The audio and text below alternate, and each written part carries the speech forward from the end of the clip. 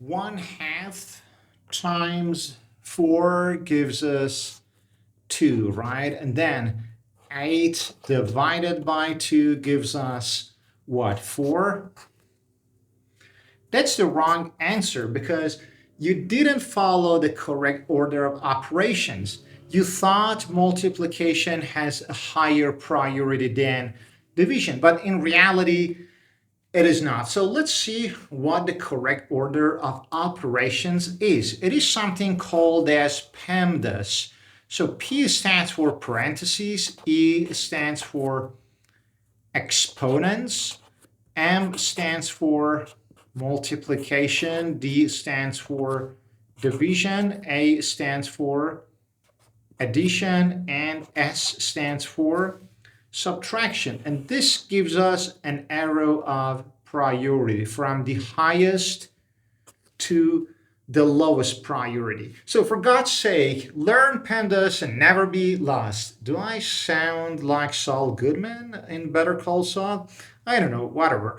So PEMDAS means go for parentheses at first, then go for exponents, then go for multiplication and division from left to right. So it doesn't matter M or D or DM, it does not matter, from left to right, and then addition and subtraction from left to right.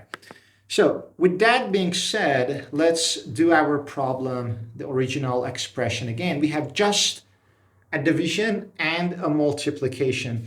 According to PEMDAS, we must go from left to right. So 8 divided by 1/2. So when you have a number and you want to divide it by a fraction, you can change the sign into multiplication and flip or swap the upper part and the lower part of the fraction. This is called the reciprocal of the fraction. You are now reciprocating this fraction. So 8 divided by 1/2, we can turn that into multiplication by swapping the upper part, the numerator, and the denominator.